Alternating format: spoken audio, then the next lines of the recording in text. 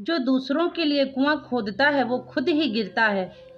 एक बादशाह था, उसके महल की चार दीवारी में ही वजीर और एक कारिंदे का आवास था। वजीर और कारिंदे के एक एक लड़का था। दोनों लड़के आपस में पक्के दोस्त थे। दोनों हम उम्र थे और एक ही कक्षा में साथ साथ पढ़ते थे। दोनों खेलते भी साथ साथ थे। एक दूसरे के घर आना जाना खूब था।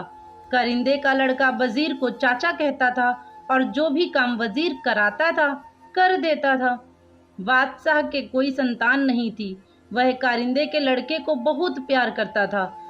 बादशाह इतना प्यार करता था कि लड़के के लिए महल और दरबार के दरवाजे खुले रहते थे। लेकिन वजीर को यह बिल्कुल पसंद नहीं था कि बादशाह कारिंदे के लड़के से प्यार करे। वह चाहता था कि बादशाह उसके बेटे को प्यार करें और गोद भी ले लें, जिससे बादशाह के मरने के बाद उसका लड़का बादशाह बने। वजीर जो चाहता था ठीक उससे उल्टा होता था। बादशाह कारिंदे के लड़के को और अधिक प्यार करता गया। वजीर के लड़के से बादशाह का लगाव पहले ही नहीं था, इसलिए वजीर कारिंदे और उसके लड़के से मन ही मन जलने लगा था। वह ऐसा रास्ता खोजता रहा जिससे उसका मनचाहा हो जाए। जब कोई बात बनती नजर नहीं आई तो उसने सोचा कि कुछ ऐसा किया जाए जिससे ना रहे बांस ना बजे बांसुरी। एक दिन वजीर ने कारिंदे के लड़के को घर बुलवाया।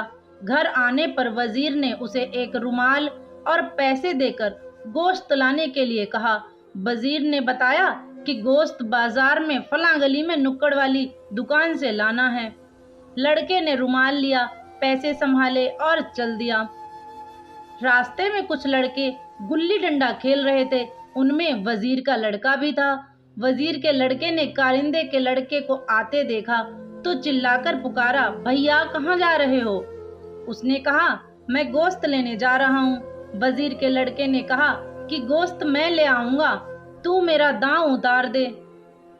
चाचा ने उस दुकान से गोश्त मंगाया है। उसने वजीर के बताए अनुसार दुकान तक पहुंचने का रास्ता बताते हुए उसे रुमाल और पैसे दे दिए।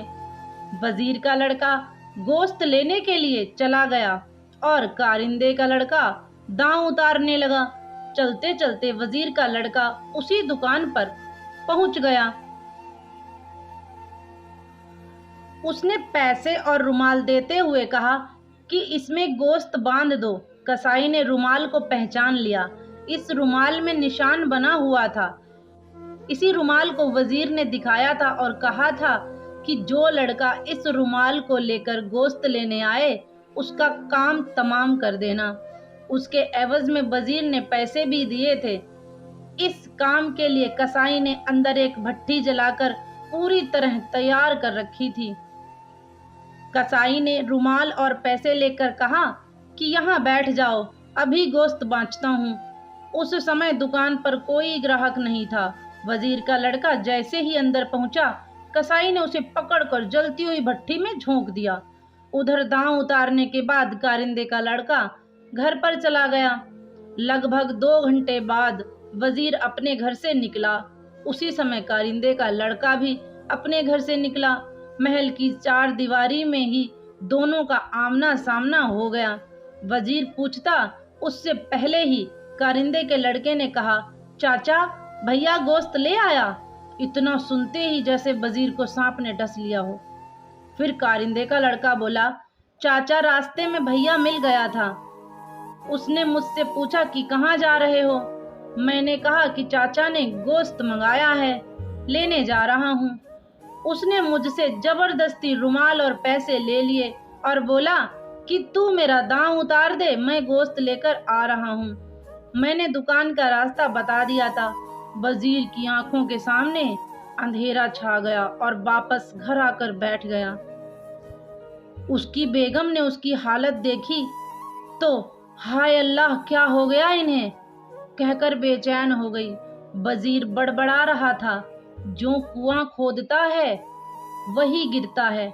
मैंने दूसरे के लिए कुआं खोदा था और मैं खुद अपने खोदे कुएं में गिर गया हूँ। तो फ्रेंड्स, इसीलिए कहते हैं कि किसी का बुरा या अहित नहीं करना चाहिए। तो आपको ये कहानी कैसी लगी कमेंट करके ज़रूर बताना, और कहानी पसंद आई तो प्लीज़ प्लीज़ प्लीज़ इसे लाइक शेयर ज़रूर करें और मेरे चैनल को सब्सक्राइब करें। धन्यवाद आप सभी का।